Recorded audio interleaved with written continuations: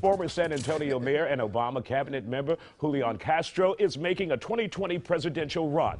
The former Housing and Urban Development Secretary made the announcement Saturday in San Antonio. Since his time working under former President Barack Obama, Castro hasn't been in the national spotlight much. That's why experts say announcing early was a smart move.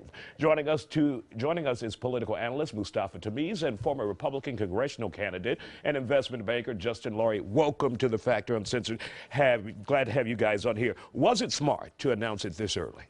Absolutely. Look, he's getting out of the box. He's a former mayor of San Antonio. He was, as you said, a cabinet official, Latino, up-and-comer in Democratic politics. So he's there. But I think the bigger thing is that the 38 electoral votes of Texas, the Democrat that's able to win the presidency and move the 38 electoral votes from Texas is going to change American politics for a generation.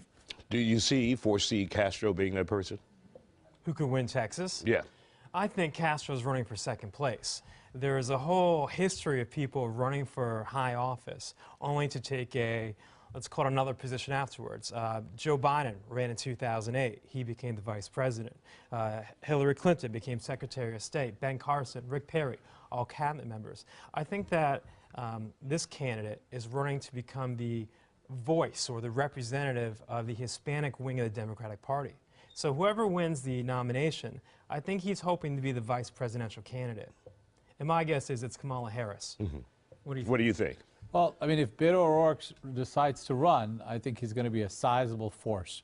Because, look, the Democratic Party is looking for someone to be aspirational, inspirational, and he offers that. And when I talk about the 38 electoral votes from Texas, California, Texas, New York, Pennsylvania, the Democrats don't have to go to Midwest always to win the Electoral College.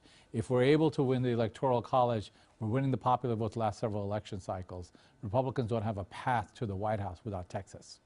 Does President Trump make it easier or tougher for Julian Castro to run? Is he looking good now to the country, or is he, we're more sticking with Trump? Well, Julian doesn't have much real experience. He's a pretty young guy. He was the mayor of San Antonio. He's a cabinet secretary. But there's not any... Way more than Trump had. Well, no, Trump is a billionaire. Trump is a mega well-known household name. Castro does not have a household name. And there isn't one cabinet secretary who moved a couple seats over to the presidency since Herbert Hoover in 1928.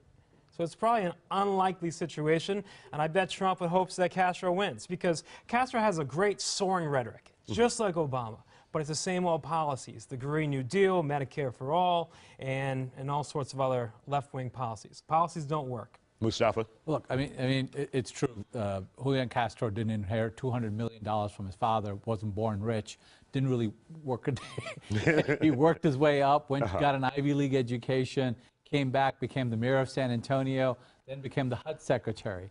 This is somebody who's got a resume, brought early childhood education to San Antonio. He's a bright young guy with a great future. But coming from Texas, it really puts him in a unique position. If Beto O'Rourke doesn't file, this is a big deal, because Beto O'Rourke came within a few points of carrying Texas. Whoever carries Texas, just think about it. Without Texas, the Republicans don't have a path to the White House. Who would you see as a bigger threat to Donald Trump? Julian Castro or Beto O'Rourke? Probably Beto. My money says that Kamala Harris wins the nomination and she picks up Beto O'Rourke. It's a pretty formidable team because, one, they're going to raise an absolute killing amount of fundraising. It's a pretty appealing team to across America. But either way, I still see Trump has the advantage. The economy is booming, the border wall crisis will be resolved, and we're going to probably figure out more of the international trade deals, including China. All right. It's a great story to run on. Thank you, gentlemen. Appreciate you coming here on The Factor Uncensored.